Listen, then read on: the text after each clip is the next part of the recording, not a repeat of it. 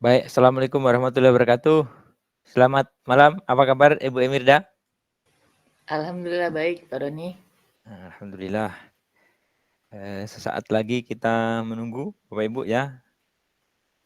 Kurang lebih 1 menit ke depan kita menunggu rekan-rekan kita, Bapak Ibu Dewan Guru SMK Negeri 1 Kepahyang.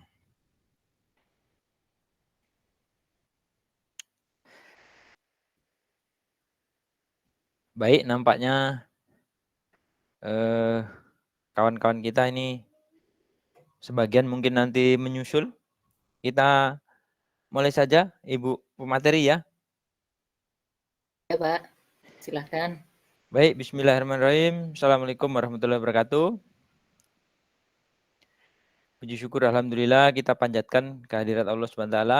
Pada kesempatan malam hari ini kita berjumpa kembali dalam kegiatan atau rutinitas kita komunitas belajar SMK Negeri 1 Kepahyang yang secara rutin menyelenggarakan webinar berbagi praktik baik khususnya Bapak Ibu Dewan Guru SMK Negeri 1 Kepahyang. Baik Bapak Ibu, pada kesempatan malam hari ini kita akan kembali mengikuti berbagi praktik baik yang akan dilakukan oleh salah satu guru kita, Ibu Emirda Kurniawan, tentang budaya positif. Untuk itu, seperti biasanya, nanti kegiatan diawali dengan Indonesia Raya, Mars SMK, kemudian langsung materi, dan di akhir nanti ada sesi diskusi Bapak Ibu ya. Nah, mungkin langsung saja mari kita buka kegiatan webinar kita pada malam hari ini dengan sama-sama melafalkan basmalah. Bismillahirrahmanirrahim. Selanjutnya menyanyikan lagu kebangsaan Indonesia Raya. Kami harapkan Bapak Ibu Dewan Guru untuk mengambil posisi duduk siap.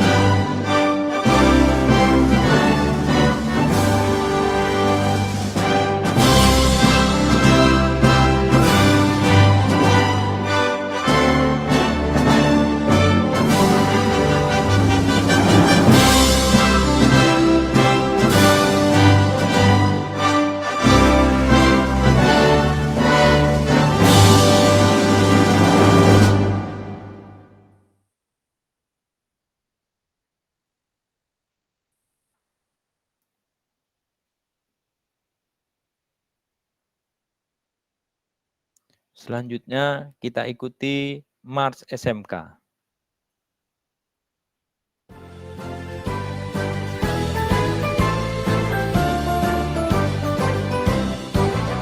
SMK bisa, SMK hebat, bermutu dan berkarakter kuat, berdaya saing dalam bekerja, tampil mandiri penuh cita.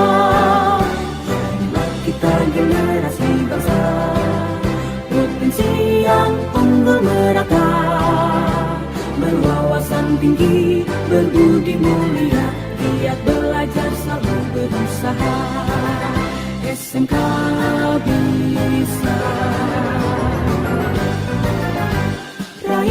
prestasi, ukir masa depan, menerjang zaman menyongsong pembangunan.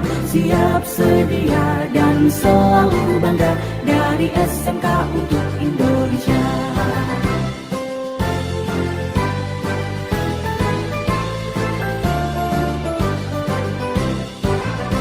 SMK bisa, SMK hebat, bermutu dan berkarakter kuat, berdaya saing dalam bekerja, tampil mandiri penuh cita. Jadilah kita generasi bangsa, potensi yang unggul merata, berwawasan tinggi, berbudi mulia, giat belajar selalu berusaha. SMK bisa. Raih prestasi, ukir masa depan, menerjang zaman menyongsong pembangunan. Siap, sedia, dan selalu bangga dari SMK untuk Indonesia. Dari SMK untuk Indonesia. Dari SMK untuk Indonesia.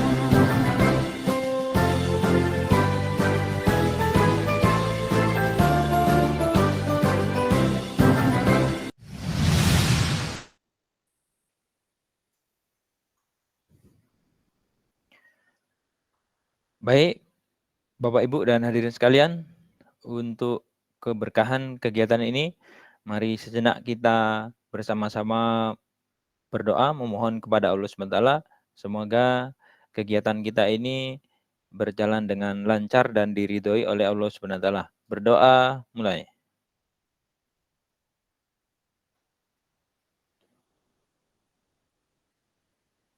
Selesai. Baik, Bapak Ibu, acara selanjutnya yaitu penyampaian ataupun pemaparan materi yang akan disampaikan oleh Ibu Emirda Kurniawan tentang aksi nyata budaya positif. Untuk itu kepada Ibu Emirda ada waktu kurang lebih 45 menit ke depan. Kami persilakan untuk memaparkan tentang materi budaya positif. Kepada Ibu Emirda, waktu dan tempat kami persilakan. Terima kasih kepada Bapak Roni Lanto selaku moderator. Di sini saya akan memaparkan aksi nyata saya mengenai budaya positif. Saya izin share screen terlebih dahulu ya Bapak Ibu.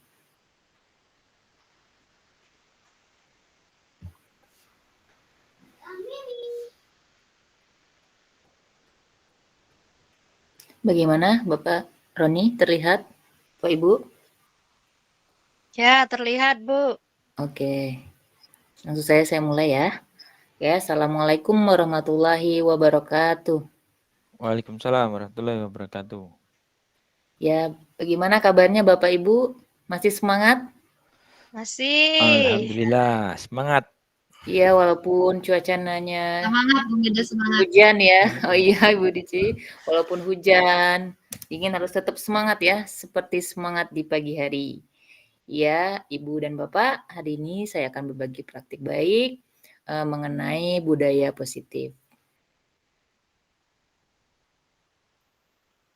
Oke.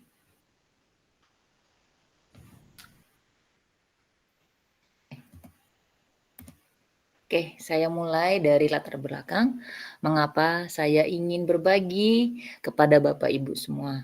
Ya, pertama saya akan menanyakan kepada Bapak Ibu, ketika mendengar kata budaya positif, kira-kira apa yang terlintas di benak Bapak Ibu?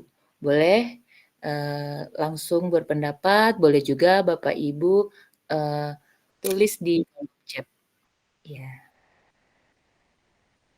Atau ada yang mau langsung? Kira-kira ketika mendengar kata budaya positif, apa yang terlintas di benak Bapak Ibu tentang budaya kemudian positif? Kira-kira apa? Sebelum saya jelaskan lebih lanjut. Ya, silakan Ibu Rici. Terima kasih atas waktunya Bu Emirda. Mungkin sedikit yang diketahui tentang budaya positif itu, kalau budaya itu mungkin kebiasaan atau adat atau pokoknya berhubungan dengan kebiasaan. Nah, jadi di sini merupakan kebiasaan-kebiasaan positif yang bisa dilaksanakan oleh setiap individu. Kalau kita di sekolah berarti kita sebagai guru. Jadi membiasakan hal-hal yang positif kepada murid kita. Mungkin hanya itu Bu Mirda. Ya, terima kasih. Luar biasa ya jawaban Ibu Rici. Betul sekali, budaya bisa kita sangkut pautkan dengan sesuatu kebiasaan. Kalau positif berarti sesuatu yang bisa dikatakan baik ya.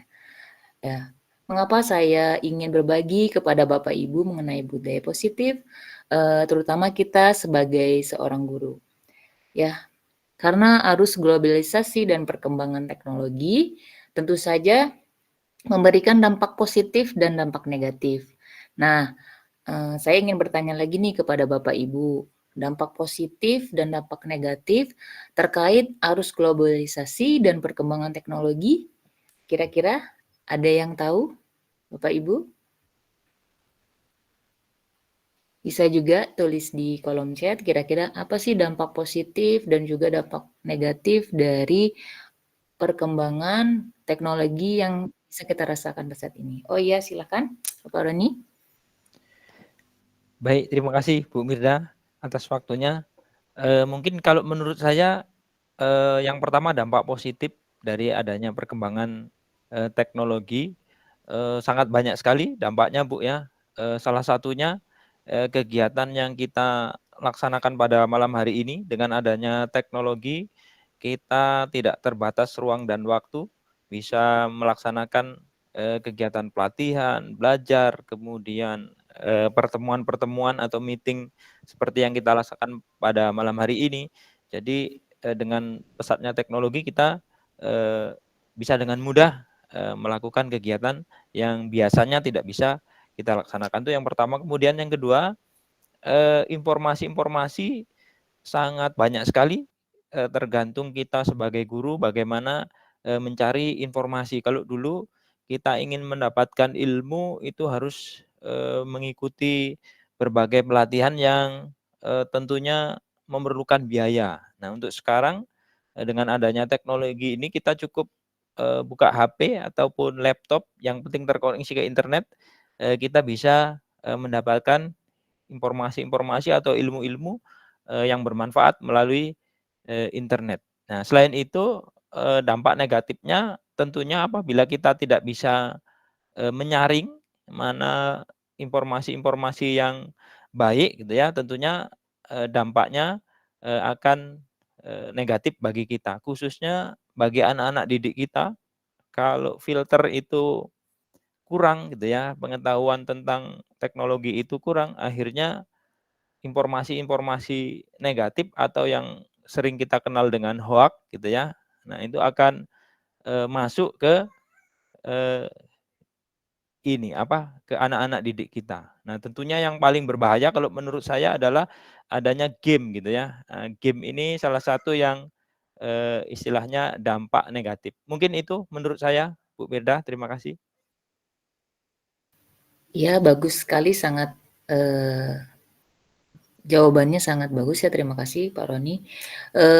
Betul sekali, di zaman canggih yang bisa kita rasakan pada saat ini, dampaknya ya berkembangnya pesat teknologi. Sedangkan dampak negatifnya tadi salah satunya game, dan juga anak-anak sekarang semua informasi masuk, baik yang negatif maupun yang positif. Nah, untuk menghindari itu, ya efeknya ya tentu saja penurunan karakter pada anak. Nah, sebagai seorang guru, kita tidak ingin anak-anak kita seperti itu. Nah, salah satu cara yang dapat kita lakukan adalah menumbuhkan nilai-nilai karakter sesuai dengan tujuan pendidikan kita di Indonesia, yaitu agar anak didik kita menjadi pelajar yang memiliki profil pelajar Pancasila. Nah, melalui penerapan budaya positif ini di sekolah salah satu solusinya. Selanjutnya, latar belakangnya saya ingin melakukan pengimbasan ini karena Menciptakan budaya positif di sekolah sangat dibutuhkan. Kolaborasi antara guru, kepala sekolah, rekan sejawat, masyarakat, wali murid, dan tentunya dengan murid-murid itu sendiri. Serta sarana dan prasarana untuk menumbuhkan budaya positif tersebut di sekolah. Nah, karena latar belakangnya tadi, kemudian timbul pula harapan. Apa saja harapannya? Yaitu membentuk keyakinan kelas melalui kesepakatan kelas, siswa lebih bertanggung jawab atas keyakinan, serta memiliki rasa percaya diri yang kuat karena murid dilibatkan secara langsung dalam pengambil keputusan di kelasnya. Penyimbasan pada rekan sejawat membuat rekan guru memahami pentingnya penerapan budaya positif serta dapat bekerja sama, berkolaborasi dalam menumbuhkan budaya positif di sekolah melalui pembiasaan-pembiasaan yang baik. Itu harapannya. Nah, kita masuk sekarang ke pengertian budaya positif. Budaya positif adalah nilai-nilai, keyakinan, ataupun kebiasaan-kebiasaan yang berpihak pada murid, agar murid dapat berkembang menjadi pribadi yang kritis, penuh rasa hormat, dan bertanggung jawab. Hal ini juga sejalan dengan tujuan pendidikan salah satu pelopor pendidikan di Indonesia, yaitu Ki Hajar Dewantara, bahwa pendidikan adalah menuntun anak-anak dengan segala kodrat yang ada agar merdeka. Merdeka di sini dalam arti dapat mencapai keselamatan dan kebahagiaan setinggi-tingginya, baik sebagai manusia maupun anggota masyarakat. Nah, selanjutnya dalam budaya positif ada 6 konsep yang harus kita ketahui. Yang pertama yaitu perubahan paradigma belajar, yang kedua disiplin positif, yang ketiga, motivasi perilaku manusia. Yang keempat, kebutuhan dasar manusia. Yang kelima, posisi kontrol dan restitusi. Yang keenam, keyakinan kelas dan segitiga restitusi. Untuk mengetahuinya lebih lanjut, kita masuk ke konsep yang pertama, yaitu perubahan paradigma belajar. Bagaimana seseorang bisa berubah dari paradigma stimulus respon kepada pendekatan teori kontrol. Jadi stimulus respon ini adalah pembelajar sederhananya prinsip belajar yang sederhana. Jadi sehingga efeknya karena sederhana ya dia menimbulkan efek yang sederhana pula. Jadi sedangkan respon yang penerapan budaya positif, kita pendekatan pada teori kontrol. Nah, mungkin masih bingung antara ini, mengenai pendekatan teori kontrol. Nah, kali ini saya akan mengajak Bapak Ibu untuk mengangkat tangannya, ya boleh ya sama-sama kita angkat tangannya. Kemudian Bapak Ibu genggam tangan Bapak Ibu, ya. Sudah ya. Kemudian bayangkan Bapak Ibu, kalau di dalam genggaman ini adalah sesuatu yang berharga. Apa saja? Coba Bapak Ibu bayangkan sesuatu yang berharga. Bisa anak-anak, bisa barang yang berharga, ataupun barang-barang yang lain yang menurut Bapak Ibu berharga. Bapak bayangkan. Kemudian ketika ada orang yang ingin mengambil benda berharga milik Bapak Ibu, kira-kira apa yang akan Ibu lakukan? Apakah akan memberikannya atau tidak semudah itu memberikannya? Bapak Ibu bayangkan. Nah, seperti itu. Nah, kira-kira pasti semua menjawab tidak mau memberikannya. Tidak semudah itu melepaskan barang berharga. Sama juga dengan teori kontrol ini. Jadi, yang bisa mengendalikan diri kita itu adalah diri kita sendiri. Sama, guru juga. Jika ingin berubah paradigma itu kan tidak mudah ya. Kita berada di zona nyaman kita itu tidak mudah. Tapi yang bisa mengontrol itu ada diri kita sendiri. Kita mau berubah atau enggak itu tergantung pada diri kita sendiri. Sama juga anak didik kita. Jika anak didik kita punya perilaku yang tidak baik, yang menurut kita nakal, tetap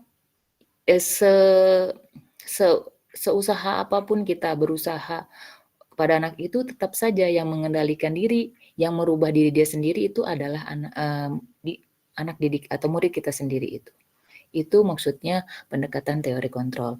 Nah, untuk lebih mendalaminya, selanjutnya saya akan memberikan perbandingan. Nah, ini Bapak Ibu ya. Nah, lihat di sini ada perbandingan antara stimulus respon, perubahan paradigma pembelajar yang sederhana, prinsip belajar yang sederhana. Kemudian yang di sebelah kanan ini adalah pendekatan teori kontrol. Yang pertama, menurut stimulus respon ya, pembelajaran paradigma dengan prinsip sederhana yaitu realita kebutuhan kita sama.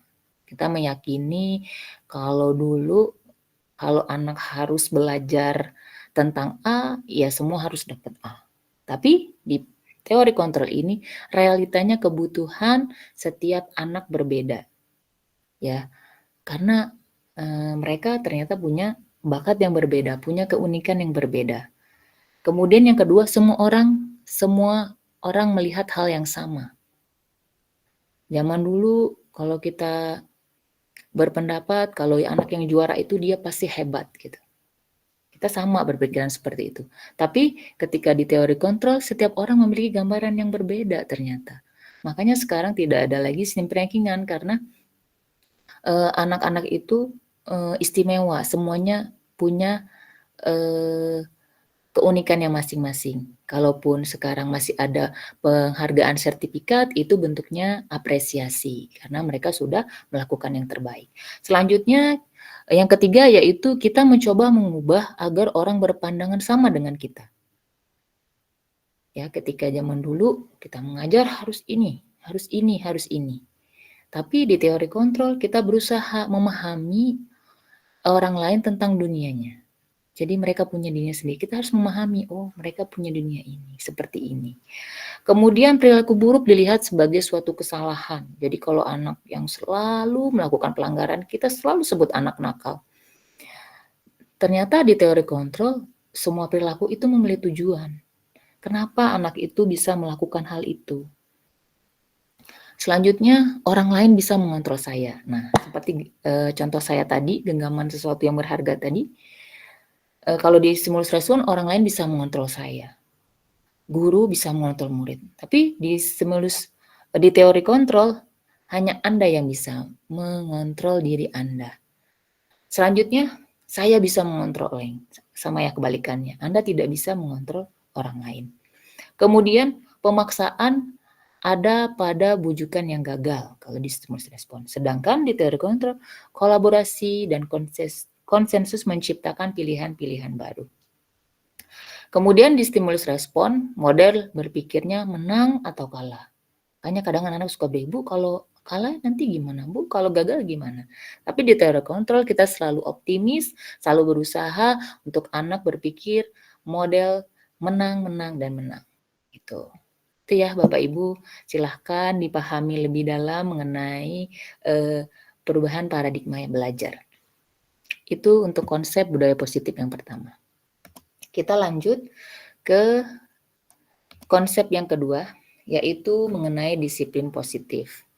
Saya mau bertanya nih sama Bapak Ibu, ketika mendengar kata disiplin, nah, kira-kira apa yang terlintas di benak Ibu mengenai disiplin? Ada yang mau berpendapat atau mungkin menulis di kolom chat mungkin? Silakan Bapak Ibu.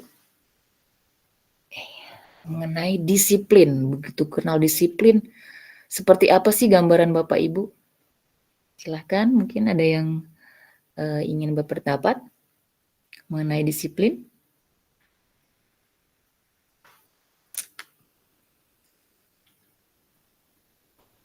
Halo, dengar suara saya ini Bapak Ibu? Halo? Ya Bapak Ibu?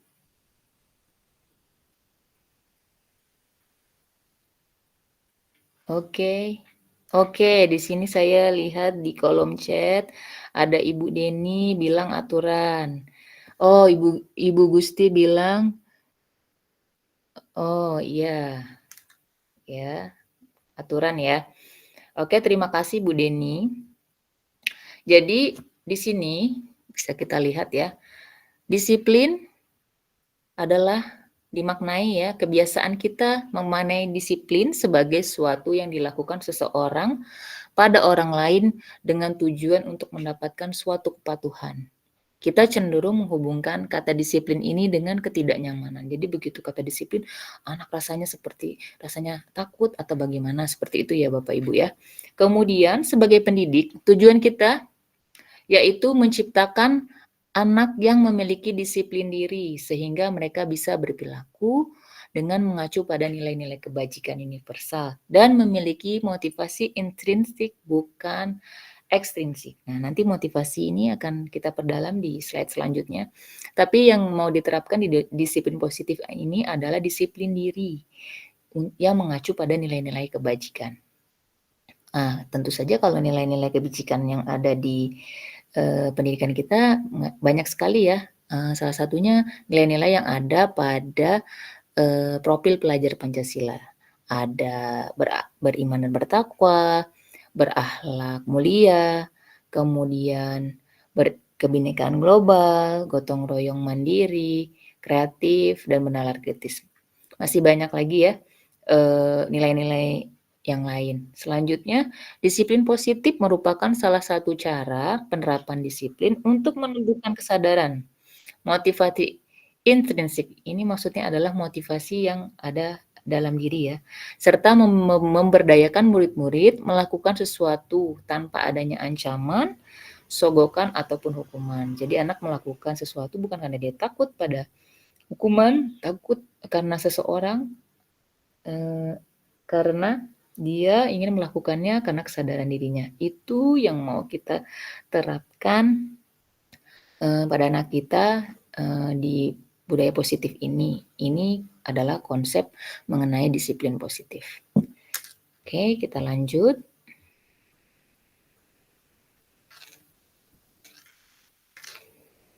Nah, ini sudah kita sebutkan tadi motivasi ya. Jadi motivasi di sini adalah dorongan yang timbul dari diri seseorang secara sadar maupun tak sadar untuk melakukan sesuatu dengan tujuan tertentu. Nah, di sini motivasi terdiri dari dua, yaitu ada motivasi intrinsik, yaitu motivasi yang datang atau yang berasal dari dalam dirinya. Sedangkan motivasi ekstrinsik adalah motivasi yang datang dari luar. Ini contohnya. Yang pertama itu menghindari ketidaknyamanan dan hukuman. Nah, jadi hukuman dan dia rasa tidak enak itu merupakan motivasi ekstrinsik. Contohnya ini murid melakukan disiplin diri karena ia takut dihukum. Nah, ini adalah motivasi intrinsik. Selanjutnya mendapatkan imbalan dan penghargaan dari orang lain. Murid melakukan disiplin diri karena ia ingin mendapatkan imbalan, pujian dari orang lain. Ini juga termasuk motivasi ekstrinsik. Ini tidak akan bertahan lama Bapak Ibu. Jadi memang yang ingin ditekankan di budaya positif ini adalah anak-anak menghargai nilai-nilai kebajikan diri sendiri. Jadi murid melakukan disiplin diri karena ia sadar akan nilai-nilai kebajikan dirinya. Nah, gitu ya. Jadi memang timbul dari dirinya, bukan karena dia kepingin mendapatkan sesuatu, bukan juga karena dia takut karena akan hukuman atau karena orang lain. Itu mengenai motivasi perilaku manusia ya. Ini adalah konsep budaya positif yang ketiga. Selanjutnya, nah ini konsep disiplin. Jadi di budaya positif ini anak dikatakan memiliki identitas gagal karena ia melakukan sesuatu karena hukuman atau penghargaan. Ini salah satunya ya. Mengenai hukuman. Hukuman itu menyakitkan, tidak nyaman, murid takut, murid menyembunyikan kesalahan, murid menjadi rendah diri. Itu karena itu identitas gagal yang dimiliki karena anak takut sama hukuman ya Bapak Ibu. Selanjutnya, penghargaan. Penghargaan ini dinilai tidak efektif, merusak hubungan, rasa iri, ya karena mungkin yang mendapatkan penghargaan ini hanya orang-orang itu saja. Jadi terhadap anak-anak yang dia biasa saja atau mungkin anak yang nakal, itu menimbulkan rasa iri, jadi merusak hubungan. Kemudian penghargaan juga mematikan kreativitas, karena di sini dia tidak berkembang kreativitas karena dia hanya mengharapkan sesuatu itu, penghargaan itu. Kemudian menghukum dengan sistem ranking itu tadi saya jelaskan ya Bapak Ibu. Jadi karena anak semua sama, kalau berbeda dengan apresiasi. Jadi nanti kalau di budaya positif ini hukuman nanti diganti dengan konsekuensi, sedangkan penghargaan kita ganti dengan apresiasi Bapak Ibu. Selanjutnya merampas hak menghargai diri, itu ya. Itu identitas gagal yang dimiliki karena anak memiliki motivasi karena penghargaan, ya, itu.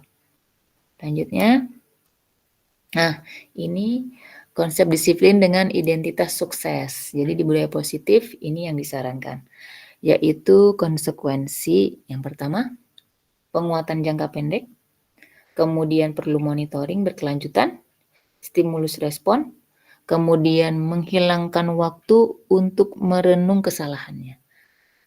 Selanjutnya yaitulah restitusi. Mungkin Bapak Ibu sudah pernah mendengar atau mungkin baru pernah mendengar ini ya, istilah ini. Di budaya positif ada istilah namanya restitusi. Di sini restitusi, murid bertanggung jawab atas kesalahannya, fokus pada pemecahan masalah jangka panjang, kemudian murid menghormati diri dan orang lain. Kemudian teori kontrol, dirinya sendiri yang memegang kontrol atas dirinya. Itu teori kontrol ya. Murid bersemangat memperbaiki kesalahannya.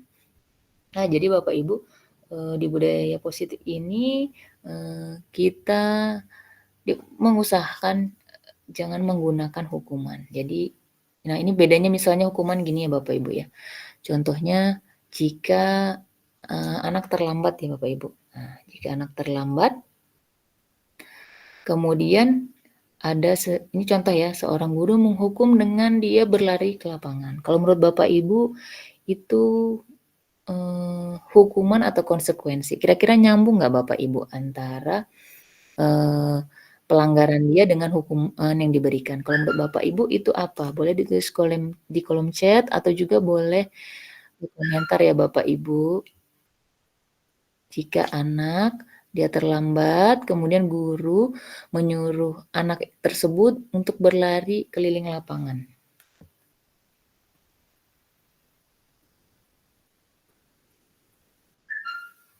Oke.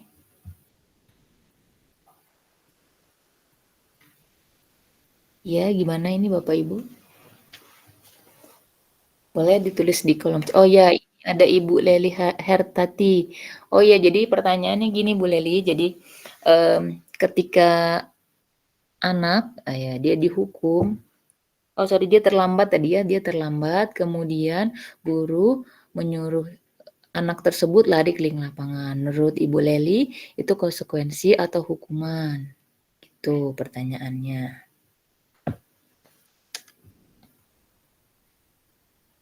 Ibu Leli menjawab hukuman. Ya, karena itu tidak nyambung ya Bapak Ibu. Nah, sedangkan kalau konsekuensi, oh ya Pak Widi juga menjawab hukuman. Ya, betul. Karena hukuman itu dia melakukan pelanggaran. Iya, Ibu Neni Narmili juga menjawab hukuman. Ya, terima kasih ya Bapak Ibu. Ya. Nah, sedangkan konsekuensi contohnya seperti ini. Ketika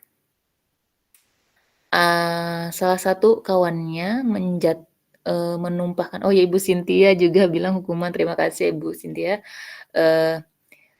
Ini saya contohkan ya salah satu contoh konsekuensi seperti ini.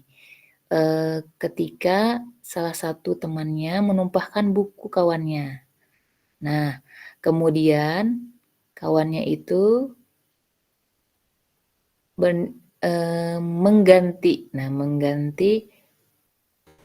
dia bertanggung jawab mengganti buku yang ditumpahkan oleh air tadi oleh si kawannya. Jadi itu salah satu contoh konsekuensi ya Bapak Ibu ya. Jadi ketika anak melakukan pelanggaran memang nyambung dengan apa yang dia lakukannya. Berbeda dengan hukuman tadi. Ketika dia terlambat dia disuruh lari lapangan. Kalau konsekuensi tadi ketika dia menumpahkan buku kawannya, dia mengganti. Ya, konsekuensinya dia mengganti mengganti bukunya itu tadi. Itu yang diharapkan. Karena tadi cuman konsekuensi ini dia tetap dia penguatannya jangka pendek ya. Kemudian perlu monitoring berkelanjutan. Memang yang paling mendekati di budaya positif yang disarankan di budaya positif ini adalah restitusi ya Bapak Ibu. Nah, nanti akan kita lebih perdalam mengenai restitusi di slide berikutnya ya. Selanjutnya, nah ini konsep budaya positif yang keempat, yaitu kebutuhan dasar manusia. Jadi, apa aja sih kebutuhan dasar manusia? Yaitu yang pertama, kebutuhan untuk bertahan hidup. Ya makan, kemudian pekerjaan, kemudian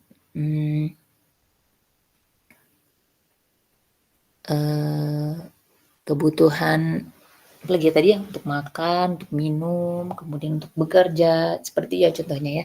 Intinya untuk dia bertahan hidup. Selanjutnya yang kedua cinta dan kasih sayang, love and belonging. Ya kebutuhan setiap manusia pasti ingin dicintai, ingin dikasih sayang, ya ingin diberi kasih sayang. Selanjutnya kebebasan. Selanjutnya yang keempat kesenangan, fun. Yang kelima adalah kekuasaan atau power di sini ya. Jadi ketika anak dia datang ke sekolah, dia memiliki telah lengkap kebutuhan dasarnya, insya Allah dia akan siap untuk belajar. Nah, bagaimana kalau anak yang dia bermasalah, dia nakal, ya ini kita sebagai seorang guru ya Bapak Ibu, kita harus memiliki empati. Kita harus lebih dalam memperhatikan anak-anak kita gitu. Berarti ada salah satu kebutuhan dasar mereka yang tidak dipenuhi. Nah, di konsep budaya positif ini kita sebagai seorang guru harus bisa nanti menganalisis ketika anak itu sedang bermasalah gitu ya Bapak Ibu. Nah, kebutuhan apa kira-kira yang ingin dia penuhi gitu. Kita harus memperhatikan kebutuhan dasarnya gitu. Misalnya contohnya ada nih anak saya waktu itu, dia setiap dia datangnya setiap datang gitu ya, dia nggak langsung ke kelas, tapi dia ke kantin. Setelah saya tanya itu ternyata dia nggak pernah sarapan gitu. Karena ternyata dia tinggal sama ayahnya. Jadi dia ternyata kurang cinta kasih sayang seorang ibu. Jadi dia posisinya bisa juga di kebutuhan untuk bertahan hidup karena dia lapar gitu. Jadi nggak konsentrasi untuk belajar. Itu salah satu contoh kecilnya ya Bapak Ibu. Kemudian lanjut. Ini ke konsep budaya positif yang kelima yaitu posisi kontrol. Nah, saya akan menayangkan video yang mari kita saksikan sama-sama ya Bapak Ibu.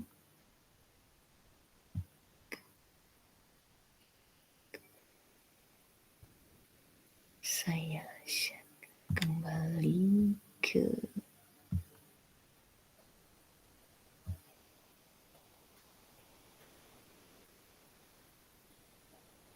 Oke. Terlihat ya Bapak Ibu videonya. Saya akan putar, selamat menyaksikan Bapak Ibu.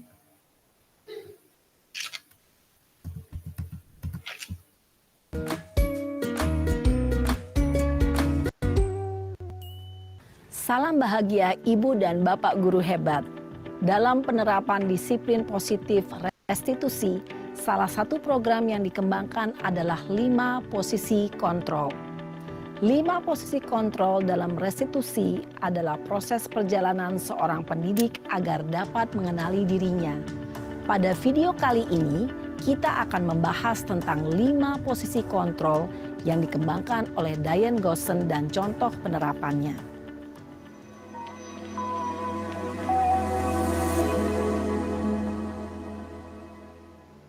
5 posisi kontrol itu adalah 1. Posisi penghukum, 2. Posisi pembuat merasa bersalah, 3.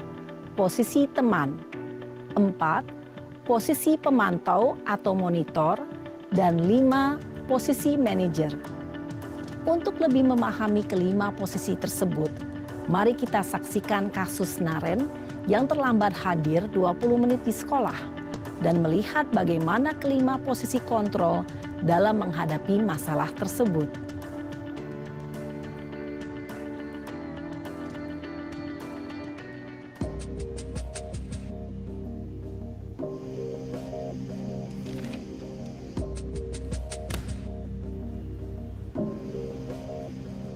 Naren!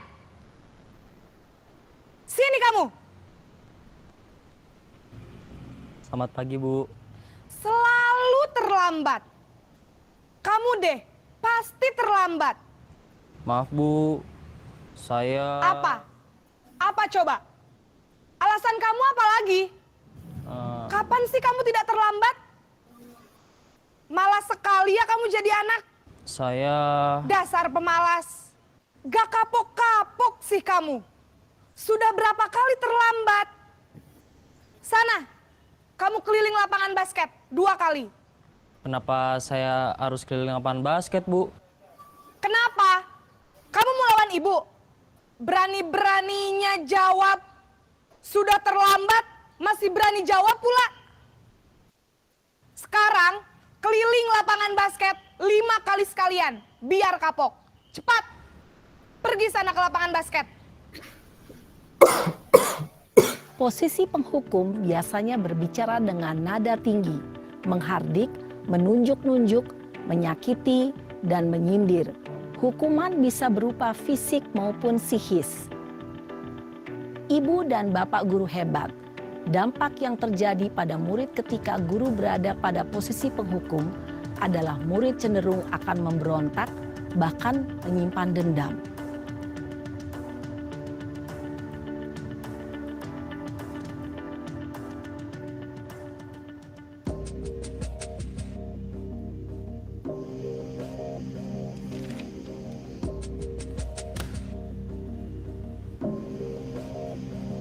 Naren!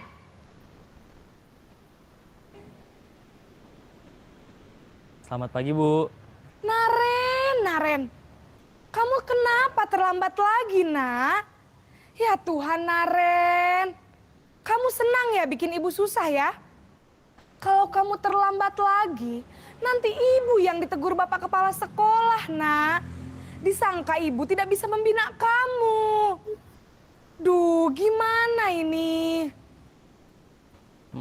Maaf, Bu. Duh, Gusti Naren. Kamu suka ya kalau ibu ditegur bapak kepala sekolah? Terus, sekarang ibu harus tulis apa ini di buku absen? Ini kamu sudah sering terlambat loh.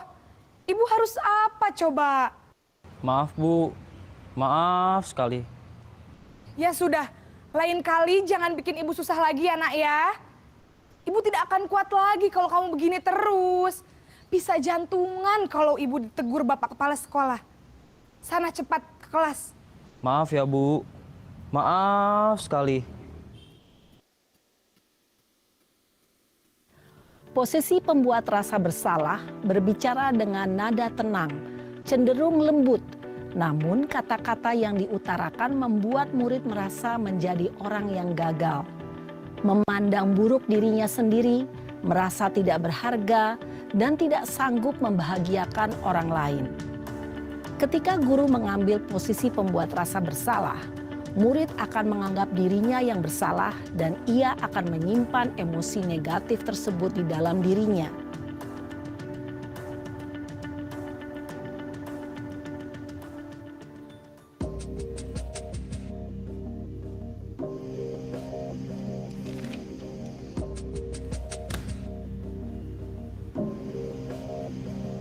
Naren!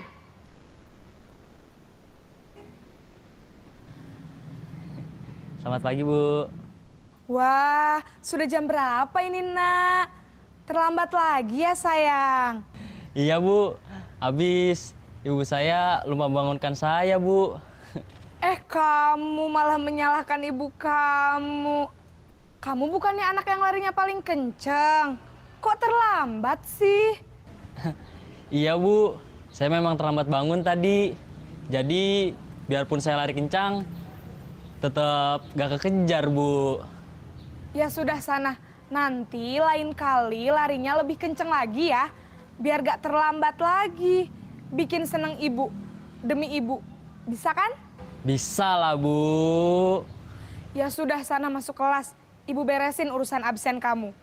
Kamu ini ada-ada saja. Dalam posisi teman, guru berbicara dengan nada suara ramah, akrab, cenderung bersenda gurau untuk menjaga suasana tetap santai. Murid akan merasa senang, aman, dan akrab dengan guru. Identitas yang tercipta adalah identitas sukses atau berhasil. Namun, perlu diingat, karena ini masih dorongan eksternal, maka ada faktor ketergantungan dari murid kepada orang tertentu. Di sini, guru absennya, sehingga di lain waktu, murid bisa berperilaku baik, namun hanya kepada orang-orang tertentu saja.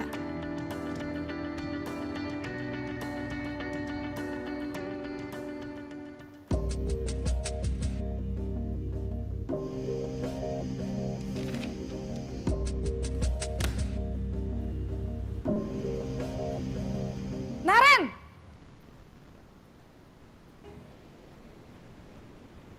Selamat pagi, Bu. Naren, apa peraturan sekolah kita tentang jam berapa kita harus masuk sekolah, nak? Kita harus di sekolah jam 7, Bu. Iya, betul. Sekarang sudah jam 7.20. Naren sudah tahu konsekuensinya jika terlambat hadir. Paham, Bu. Saya harus tinggal kelas pas jam istirahat selama 20 menit. Iya, benar. Konsekuensinya demikian. Jadi nanti jam 9.30 pas istirahat, kamu harus tinggal di kelas, kerjakan tugas tambahan untuk ketertinggalan kamu, ya? Baik, Bu. Posisi pemantau mengandalkan penghitungan atau data untuk mengontrol murid. Guru mengarahkan murid berdasarkan peraturan dan konsekuensi. Seorang pemantau menunjukkan bahasa tubuh dan ekspresi wajah yang datar dan cenderung formal.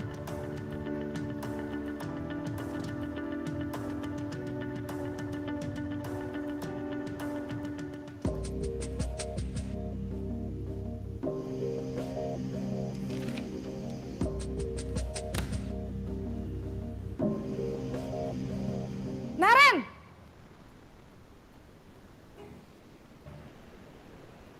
Selamat pagi, Bu. Selamat pagi, Naren. Maaf, Bu. Saya terlambat. Iya, sekolah masuknya jam 7, sekarang sudah jam 7.20. Jadi sekarang bagaimana ini, Naren? Maaf, Bu. Saya lupa setel alarm saya semalam. Baiklah, menurut kamu, keyakinan sekolah yang mana yang perlu kamu tingkatkan? Menghargai diri sendiri dan orang lain mungkin ya, Bu. Setuju. Jadi, apakah Naren meyakini prinsip saling menghormati tersebut? Iya, Bu. Saya meyakininya. Apakah Naren bersedia memperbaiki masalah keterlambatan ini? Bersedia, Bu. Bagaimana kamu akan perbaiki masalah keterlambatan ini? Saya akan coba untuk tidak lupa menyetel alarm saya, Bu. Baik, kalau Naren lupa menyetel alarm di rumah, ada orang yang kira-kira bisa bantu mengingatkan tidak? Ada, Bu. Kakak saya, Kak Ema. Ada lagi selain Kak Ema? Selain Kak Ema, ada ibu saya.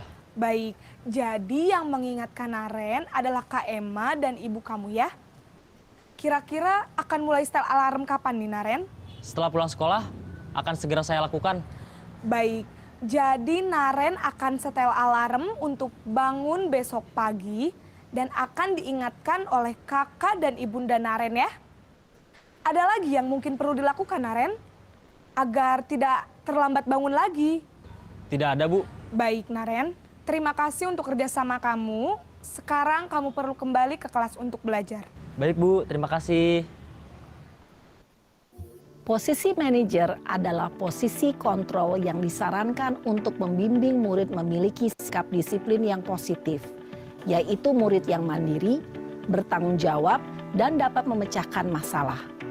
Tujuan dari posisi ini adalah agar murid dapat berefleksi atas tindakannya. Guru akan dengan tulus memberikan pertanyaan-pertanyaan bermakna, sehingga membuat murid dapat belajar dari kesalahannya dan mencari sebuah solusi untuk menyelesaikannya.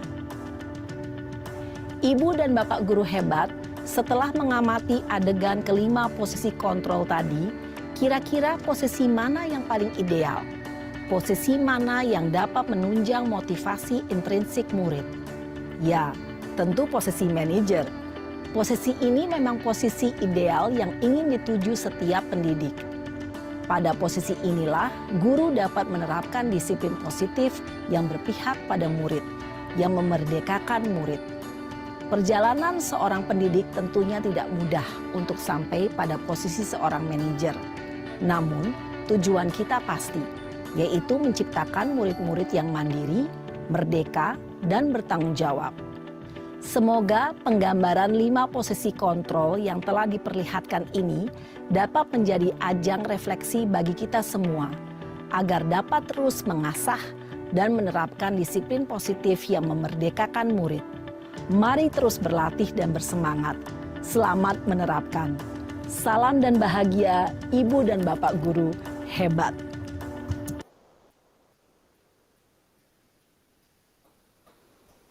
Iya Bapak Ibu, kita sudah sama-sama saksikan. Ini adalah salah satu konsep ya, atau konsep yang kelima yang ada pada penerapan budaya positif. Selanjutnya, oke, kita kembali lagi ke slide.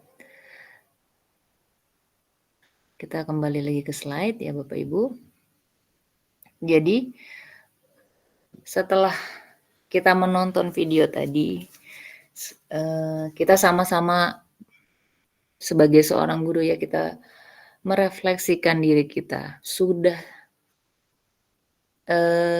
melakukan atau sudah pernah berada di posisi yang manakah diri kita gitu. Atau kita sebagai penghukum yang pertama, kemudian kita sebagai pembuat rasa bersalah, atau kita sebagai teman, atau sebagai pemantau, dan mungkin sebenarnya kita sudah menerapkan posisi sebagai manajer tanpa kita sadari. Kalau saya, selama saya menjadi guru, rasanya pernah hampir semua posisi ini pernah saya lakukan gitu. Jadi ternyata yang paling yang paling kita takutkan adalah efeknya Bapak Ibu ketika kita melakukan di posisi di antara posisi itu. Ternyata kalau sebagai penghukum mungkin akan timbul rasa kita rasa dendam anak. Mungkin salah satu kasusnya karena anak dendam, mungkin pernah motor kita dikepesin sama anak ya Bapak Ibu karena dendam gitu ya, karena kita selalu menjadi posisi penghukum. Kemudian kalau kita, ini saya pernah belum lama, beberapa bulan ini pernah saya lakukan ketika saya datang ke tempat salah satu kosan anak saya, dan ternyata dia padahal sudah berjanji sama saya. Kemudian ketika dia berbohong, itu saya bilang sama dia, "Ibu kecewa sama kamu." Itu rasanya ternyata efeknya malah menimbulkan anak itu menjadi sosok yang gagal Bapak Ibu. Kemudian selanjutnya posisi teman. Pernah saya lakukan, tapi akhirnya ini ternyata tidak bagus juga efeknya gitu. Memang kita punya kedekatan tertentu kepada anak kita. Tapi akhirnya nanti di posisi teman ini anak-anak bisa ketergantungan dengan kita. Ketika kita tidak masuk atau kita tidak hadir, dia merasa tidak ada kita, jadi tidak terbantu. Atau mungkin bisa kita jadi tempat curhat gitu kan anak-anak. Jadi dia membenci guru ini, dan akhirnya dia ikut memusuhi kalau kita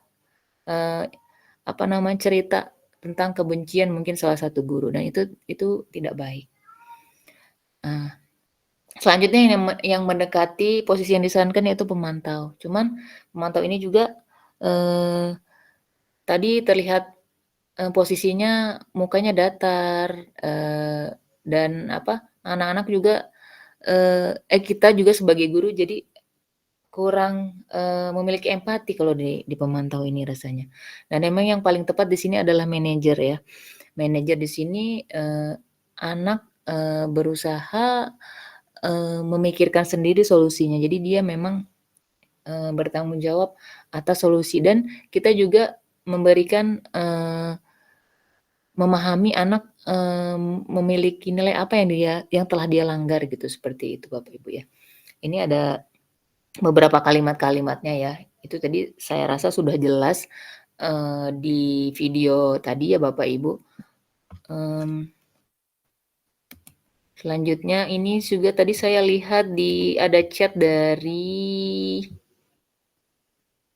Pak Wahyudi kalau nggak salah tadi ya. Ini Pak Wahyudi bertanya, izin bertanya Ibu, bagaimana kalau sudah terlanjur menghukum?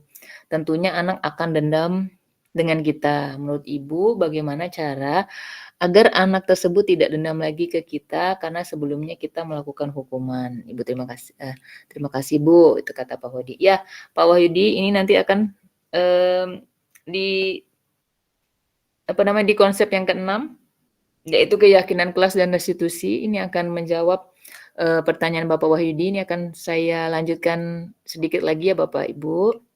Ya Pak Wahyudi, terkait pertanyaan ini ya nanti ya.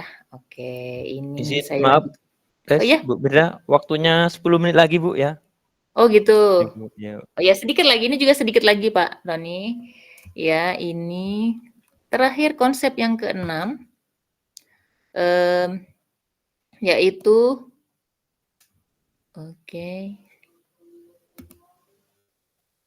yaitu keyakinan kelas ya Bapak Ibu. Keyakinan kelas di sini diartikan sebagai langkah awal dalam mewujudkan budaya positif.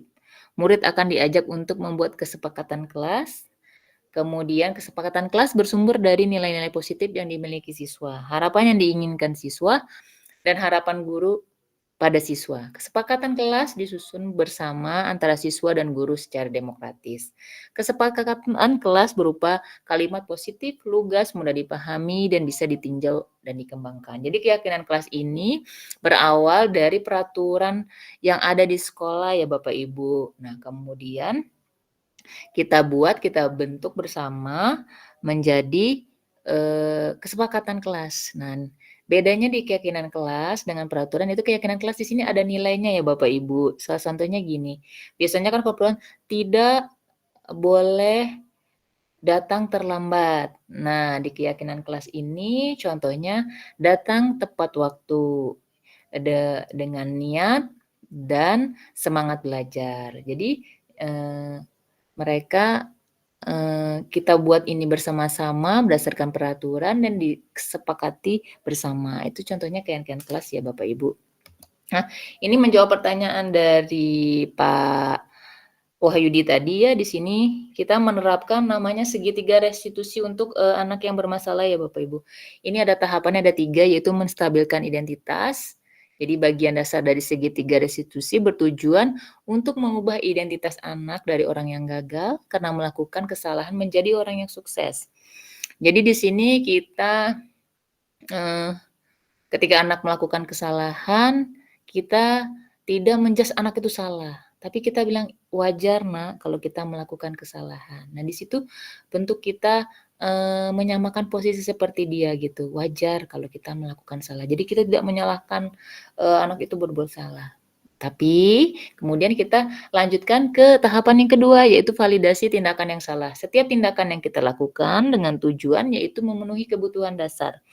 Kalau kita memahami kebutuhan dasar apa yang mendasari sebuah tindakan, kita akan menemukan cara yang efektif untuk memenuhi kebutuhan tersebut. Nah, sudah kita tadi di identitas tadi kita tidak menyalahkan anak ya, kemudian di sini kita validasi kira-kira anak itu berbuat salah kenapa gitu. Kebutuhan apa dari kebutuhan 5 dasar tadi yang ingin dipenuhi anak gitu ya. Selanjutnya kita akan menanyakan keyakinan kepada anak. Nah, pada teori kontrol kita pada dasarnya termotivasi secara internal. Kita identitas sukses telah tercapai, langkah 1, tingkah laku yang salah telah divalidasi, langkah 2, maka anak akan siap untuk dihubungkan dengan nilai-nilai yang dia percaya dan berpindah pada orang yang dia inginkan. Jadi contohnya gini, ketika anak datang terlambat, kita contohnya menstabilkan identitas, iya nak,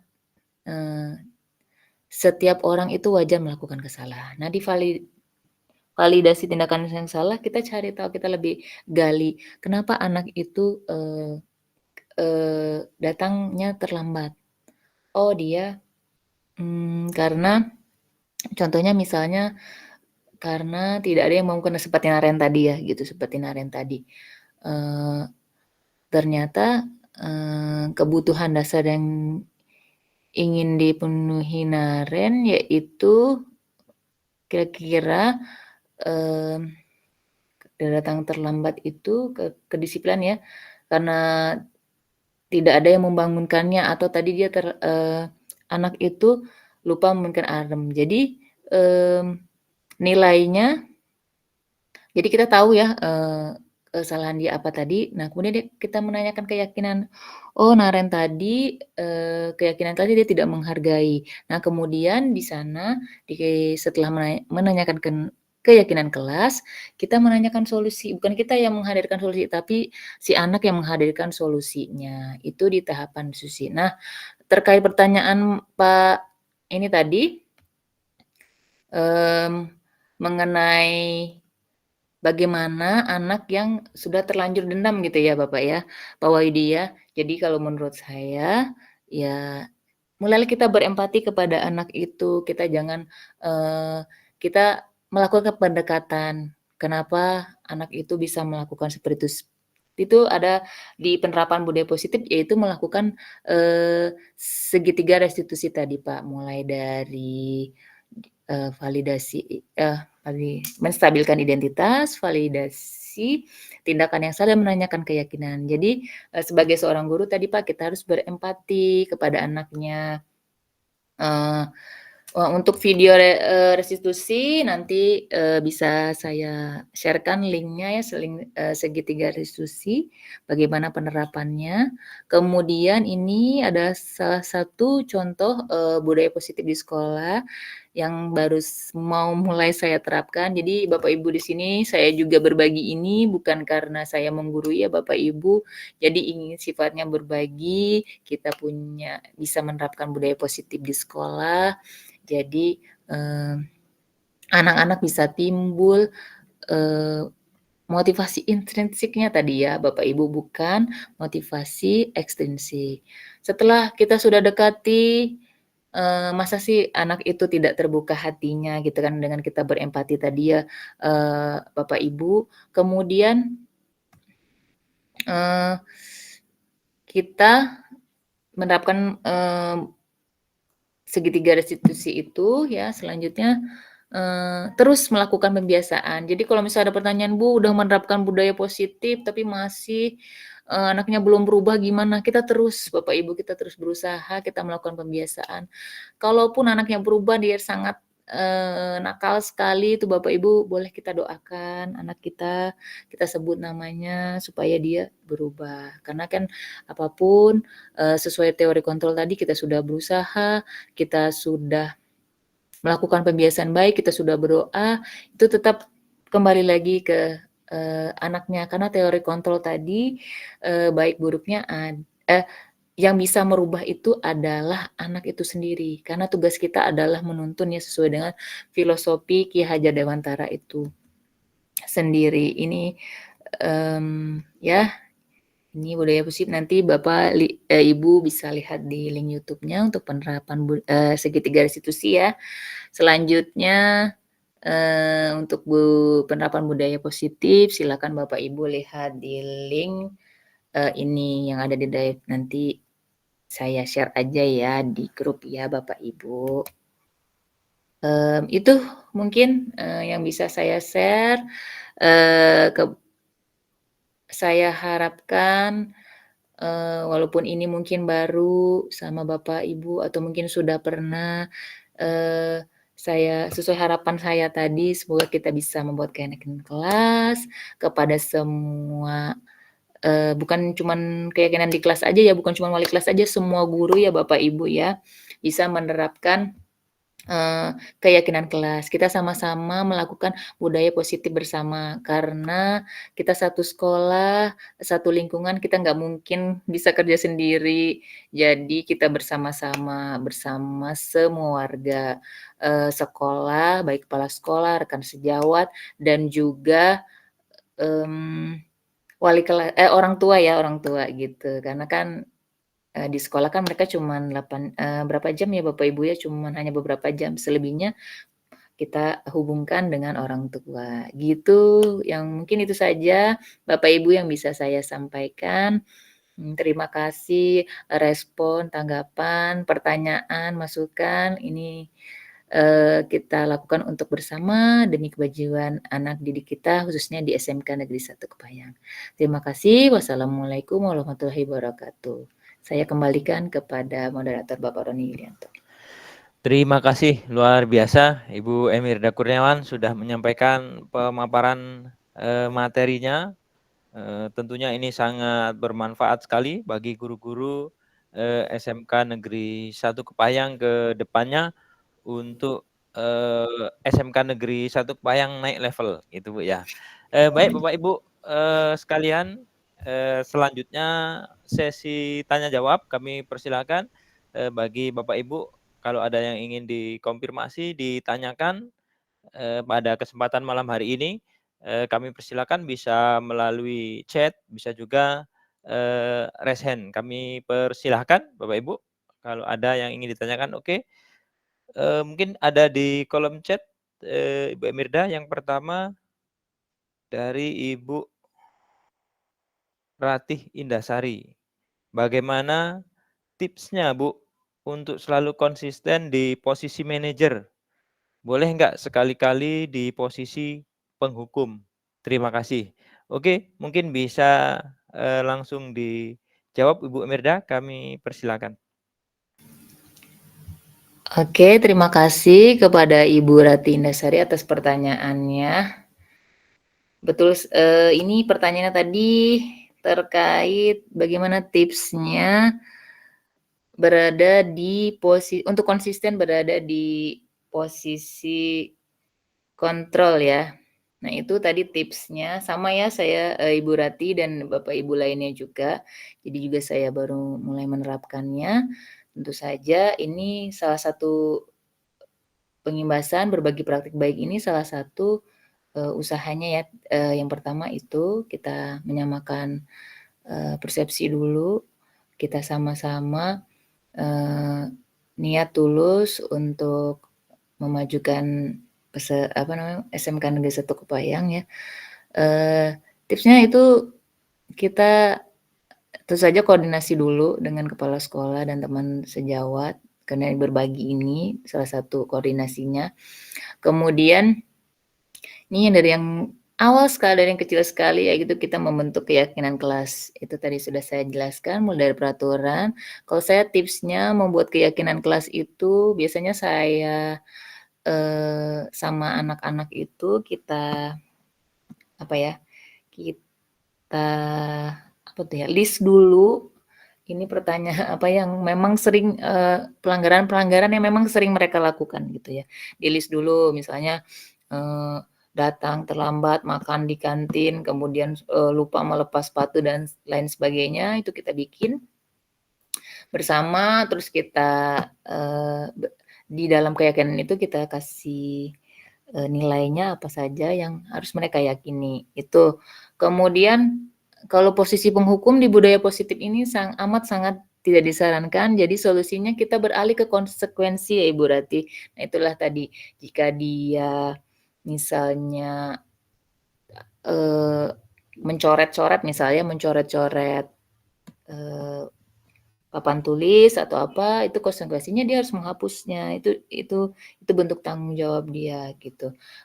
Kemudian kita karena tadi posisi manajer posisi yang paling ideal ya, karena ketika anak sudah membuat kegiatan kelas, kemudian kita berganti hukuman menjadi konsekuensi, kemudian tadi penghargaan ke apresiasi. Jadi kita nggak perlu ngasih yang coklat, ngasih apa segala macam, tidak perlu. Dengan dia berhasil misalnya ya, misalnya materi apa, misalnya mengetik, dia berhasil mengetik aja itu adalah bentuk penghargaan. Nah, jadi itu mungkin ya tipsnya yang bisa saya berikan. Semoga bisa kita terapkan bersama-sama. Pelan-pelan aja Bapak Ibu, step by step, insya Allah kita bisa bersama. Gitu, mungkin kembalikan ke Bapak Roni Yulianto. Baik, luar biasa. Terima kasih Ibu Emirda. Bagaimana Ibu Rati? Cukup rasanya ya. Baik, selanjutnya Bapak Ibu kalau ada yang ingin menambahkan atau bertanya kami persilakan. Satu atau dua penanya lagi Bapak Ibu ya, berhubung waktu. Kami persilakan, mungkin ada yang ingin bertanya. Raise hand, kami persilakan. Bapak Ibu bisa bertanya langsung atau lewat kolom chat bisa juga Bapak Ibu ya. Nah, ada ini satu Bu Emirda dari Pak Hendra Gunawan. Nah, apa tadi hilang? Bentar, Bu. Menurut Ibu, apakah haram hukumnya guru sebagai penghukum? Karena anak-anak SMK ini sangat luar biasa, Bu. Nah, ini luar biasa pertanyaannya, Bu. Apakah sebagai guru kita benar-benar dilarang gitu ya untuk menghukum, karena anak-anak SMK ini kalau nggak dihukum, nggak disuruh push up, nggak disuruh lari, nah susah deh Bu. Nah ini menurut Ibu bagaimana nih Bu? Itu oke, terima kasih Bapak Anda pertanyaannya. Saya bilang tadi ini ya, sebisa mungkin gitu kita tidak menghukum gitu. Saya tetap konsisten, kita ganti hukuman itu dengan konsekuensi. Misalnya gini, tadi kan lari-lari itu ya, maksudnya masalah lari. Misalnya gini, ketika misalnya pelajaran olahraga, nah anak terlambat, nah kemudian sama guru olahraga itu kan biasanya mereka pemanasan dulu kan. Nah itu merupakan salah satu konsekuensi. Jadi gitu ya. Jadi saya konsisten lagi di apa namanya bukan di minim, jadi itu pilihan terakhir gitu ya mungkin ya Pak Hendra. Kalau di budaya positif kita larikan ke konsekuensi, jangan ke hukuman. Itu pilihan terakhir. Susah saya bilangnya gitu ya. Tapi harus dibiasain, kalau nggak kayak gitu ya nanti balik lagi tetap anaknya telat, dia bersihkan WC kayak gitu. Itu tidak nyambung, itu nanti akhirnya dia akan terus mengulanginya gitu. Kita ganti ke konsekuensi gitu ya Pak Hendra. Mungkin teman-teman kalau ada yang bisa ini berpendapat boleh juga. Itu kalau menurut saya gitu ya Pak Roni. Mungkin dari Pak Roni juga mungkin bagaimana? Baik, terima kasih Bu Mirda. Itu tadi jawaban dari Pak Hendra. Sebisa mungkin dihindari sebagai guru sebagai penghukum gitu Bapak Ibu ya. Karena yang kita pikirkan adalah dampaknya Bapak Ibu ya. Dampak ke belakangnya baik fisiknya maupun psikisnya ya. Jadi diusahakan bagaimana caranya tidak ada lagi di sekolah kita ini guru itu sebagai penghukum. Sesulit apapun kalau bisa, karena bukan zamannya lagi Bu ya, nanti kalau anaknya kita sering suruh push up, sering suruh kita lari gitu ya. Meskipun sebenarnya ini anak SMK harus siap kerja, siap kuat gitu badannya ya. Tapi kalau Bapak Ibu sering menghukum, suruh push up, suruh lari, dia dendam, nanti Bapak Ibu dihadang diajak berkelahi Bapak Ibu ya. Dia setiap hari sudah Bapak Ibu latih push up, nanti Bapak Ibu yang dihadang diajak berkelahi Bapak Ibu ya. Dia lebih kuat nanti karena dia tadi dendam gitu ya. Tapi kalau di pelajaran olahraga kemudian eskul gitu ya, mungkin tidak apa-apa untuk push up, untuk lari. Tapi kalau menghukum karena kesalahan anak-anak, nah itu akan sakit hati Bapak Ibu ya. yang dampaknya itu luar biasa. Jadi kalau dari saya Bu Mirda, sebisa mungkin benar kata Bu Mirda tadi, dihindari ya, tidak ada lagi hukuman. Kalau bisa ya semua guru SMK Negeri 1 Kepayang itu sudah mulai sebagai manajer ya, bagaimana yang dilakukan ke anak-anak didik kita. Mungkin itu kalau dari saya Bu Mira. Kalau dari Bapak Ibu yang lain, kami persilakan karena ini berbagi praktek baik, masih ada waktu kurang lebih 3 menit Bapak Ibu. Kami persilakan kalau ada yang ingin berpendapat. Mungkin Ibu Rici, kami persilakan ada pendapatnya.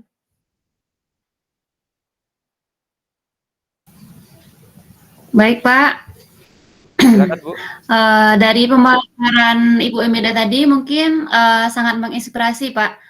Jadi kita semua di sekolah ini berusaha untuk berpindah posisi gitu kan Pak. Yang awalnya kita berada di penghukum, mungkin kita jangan lagi seperti itu. Jadi seperti yang Bu Emida terangkan tadi, kita harus berusaha sebagai seorang manajer gitu Pak. Nah, jadi bagaimanapun posisi keadaannya, kita harus selalu berusaha untuk memposisikan diri kita sebagai seorang manajer. Mungkin itu Pak. Baik, terima kasih Bu Rici atas tambahannya. Baik Bapak Ibu, karena waktunya sudah tepat menunjukkan pukul 8 atau 20.00, maka kami persilakan untuk pemateri mungkin ada closing statement atau pernyataan terakhir sebelum sama-sama kita tutup kegiatan webinar kita ini. Kepada Bu Mirda, kami persilakan untuk menyampaikan closing statement-nya. Oke. Pelajaran pada hari ini, kita sebagai seorang guru bukan hanya mentransfer ilmu, Bapak Ibu. Kita juga bukan hanya tugas kita datang kemudian pulang hanya mengajar, tapi di sini kita juga dituntut sebagai di zamannya sekarang yang sesuai kodratnya ini, kita sebagai guru yang serba bisa. Kita dituntut sebagai psikolog karena kita harus tahu bagaimana alasan anak berbuat sesuatu. Kemudian kita harus mengetahui kebutuhan dasar apa yang dipenuhi ketika dia melakukan kesalahan. Kemudian kita juga harus dalam budaya positif ini kita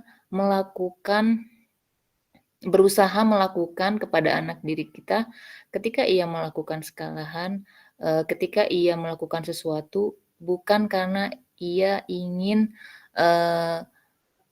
mendapat penghargaan gitu, bukan karena ia ingin mendapatkan sesuatu, bukan pula dia takut akan hukuman, bukan takut kepada seorang guru, tapi anak bisa melakukan karena keinginan dia, karena kesadaran diri dia, dia ingin melakukan sesuatu dan bentuk penghargaannya yang ia dapat yaitu keberhasilan dia menjadi diri yang disiplin, diri yang bertanggung jawab, diri yang menghargai dirinya sendiri, menghargai orang lain, gurunya, menghargai orang tuanya, dan jangan menyerah Bapak Ibu, kita terus lakukan pembiasaan, kita mengajak kawan atau teman sejawat kita jangan lupa berkoordinasi dengan kepala sekolah, dengan para wakil, kita ada masalah jangan kita simpan sendiri.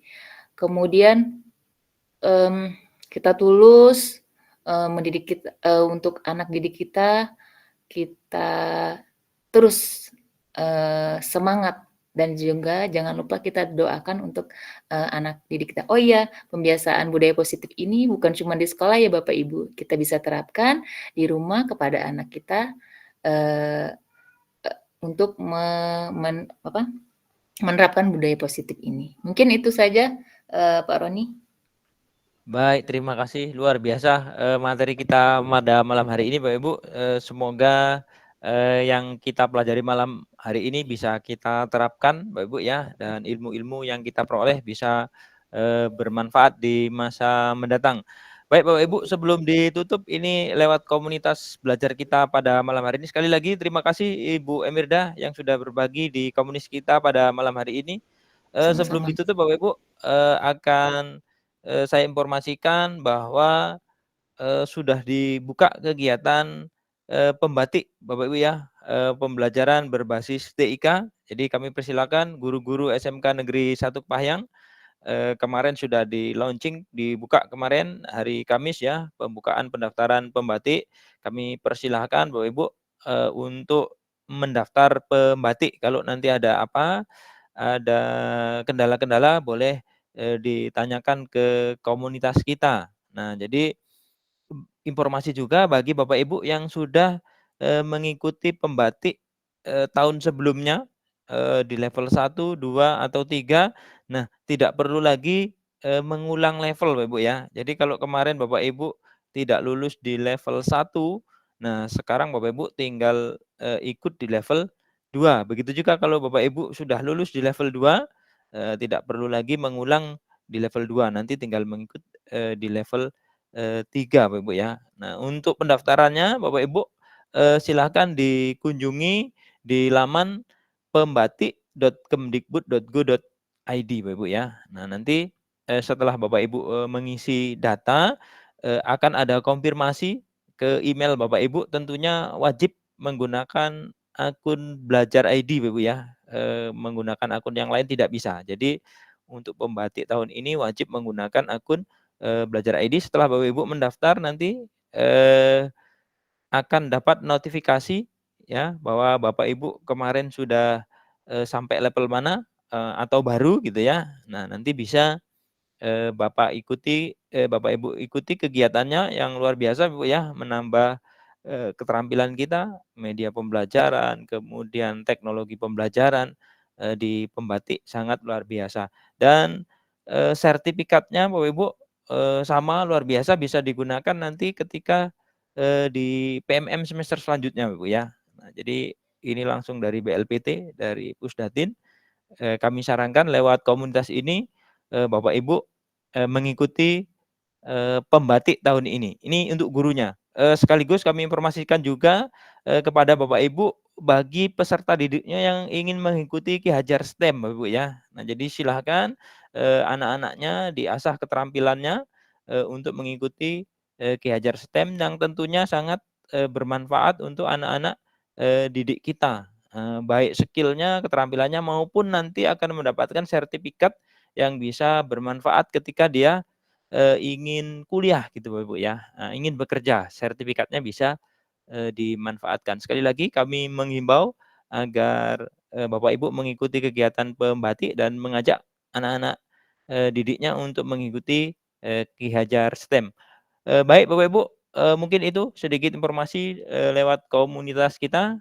Nah, oke, kita tutup kegiatan webinar kita pada malam hari ini dengan sama-sama melafalkan hamdalah. Alhamdulillahirabbil alamin. Terima kasih, saya selaku moderator dan mewakili rekan-rekan komunitas belajar SMK Negeri 1 Kepahyang mengucapkan terima kasih banyak. Kami akhiri, wabillahi taufiq wal hidayah. Assalamualaikum warahmatullahi wabarakatuh. Assalamualaikum warahmatullahi wabarakatuh.